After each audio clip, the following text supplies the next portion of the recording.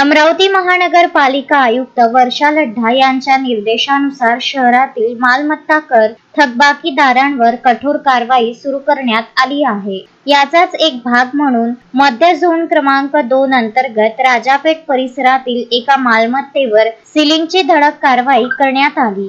संबंधित मालमत्ता धारकाकडे तब्बल 22,21,126 रुपये इतका मालमत्ता कर दीर्घकाळापासून थकीत होता। महानगरपालिकेने दिलेल्या माहितीनुसार वॉर्ड क्रमांक B5 मधील मालमत्ता क्रमांक 1390/1 च्या धारकाला कर भरण्यासाठी वारंवार नोटिसा आणि सूचना देण्यात आल्या होत्या, मात्र तरीही कराचा भरणा न केल्यामुळे अखेर ही मालमत्ता सील करण्यात आली।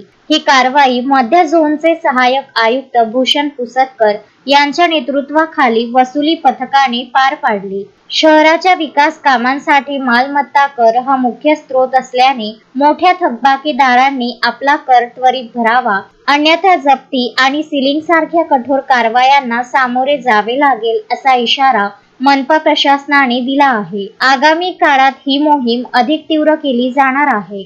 शोएब खान, विदर्भ न्यूज, अमरावती।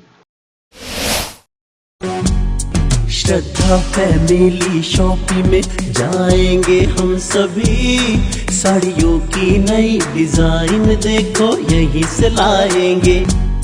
श्रद्धा फैमिली शॉपिंग में जाएंगे हम सभी, लेडीज जेंट्स बच्चों की हर फैशन लाएंगे सभी।